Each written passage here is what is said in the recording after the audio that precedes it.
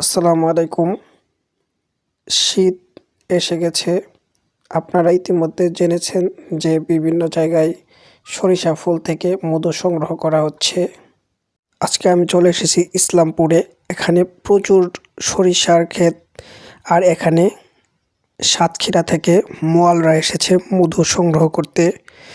যারা খাঁটি মধু নিতে চান তারা অবশ্যই ইসলামপুরে আসতে পারেন।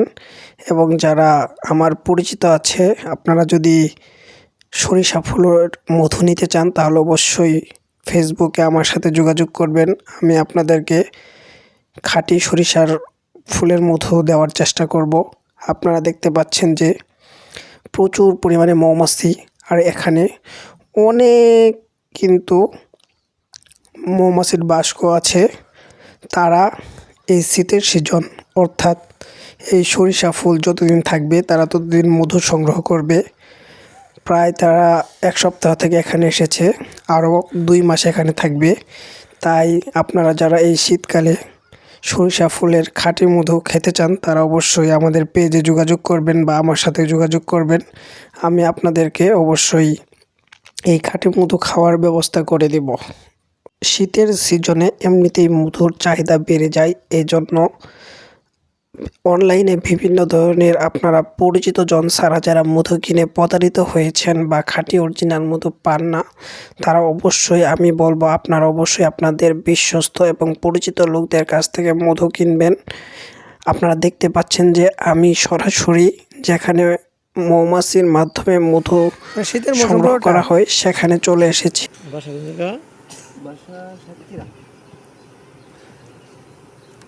এনে খোঁজ দিল কেমনে যে এখানে 3 বছর?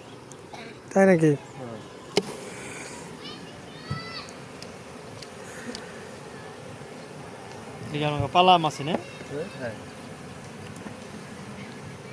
তাই আপনারা যারা পরিচিত বা অপরিচিত যারা আছেন, যদি আপনারা মধু নিতে চান তাহলে অবশ্যই যোগাযোগ করবেন। আমি আপনাদেরকে এখান থেকে খাঁটি মধু দেওয়ার চেষ্টা করব। অবশ্যই আমাকে 1 সপ্তাহ আগে জানাবেন, কারণ আমি প্রতি সপ্তাহে তাদের সাথে আমার এখানে দেখা হয়। সেজন্য আপনারা যারা মধু নিতে চান বা অরিজিনাল মধু খেতে চান অবশ্যই আপনারা যোগাযোগ করবেন। আপনারা দেখতে পাচ্ছেন যে মৌমাছি কীভাবে প্রসেস করে তারা মধু সংগ্রহ করে। আসলে মধু সংগ্রহ করাটা অনেকই কষ্টের কাজ, কারণ এখানে অনেক প্রসেসিংয়ের ব্যাপার থাকে। আর আপনারা বাজারে যারা 200-300 টাকা কেজি মধু পান, আমি মনে করি এগুলো অবশ্যই চিনি মিশ্রিত। আর চিনিরও বর্তমানে ব্যাপক দাম, চিনি দিয়েও দিবে না।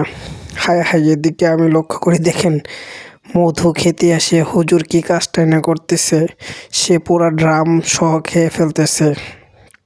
কারণ তারা এখনও তেমনভাবে মধু সংগ্রহ করে নাই। গতকাল 3 মণ এখান থেকে বিক্রি হয়েছে। অবশিষ্ট ড্রাম ছিল, এই ড্রামে যা ছিল তাই খাওয়া শুরু করেছে। আসলে হুজুর বলে কথা, তারা যারা মক্তবে পড়াশোনা করে তারা একটু এমন টাইপের হয়। দেখুন পুরা মুখে ডাব নিয়ে তারা মধু খাচ্ছে। যাই হোক, ভাইকে বললাম যে আশেপাশে মধু পাওয়া যায় কি না, আমরা একটু খাইয়ে দেখি যে কেমন লাগে। সে ভিতরে যাচ্ছে এবং একটা ড্রামে ভিতর থেকে অল্প কিছু বের করে আমাদেরকে দিয়েছে। চলুন টেস্ট করা যাক খাঁটি মধু কেমন টেস্ট। এই দেখুন আমি খাঁটি মধু খাচ্ছি। সত্যি সরিষা ফুলের মধুর অন্যরকম টেস্ট, খুবই ভালো লাগলো। আপনারাও যদি এই মধু খেতে চান অবশ্যই আমি একটা নাম্বার দেবো, এই নাম্বারে যোগাযোগ করবেন।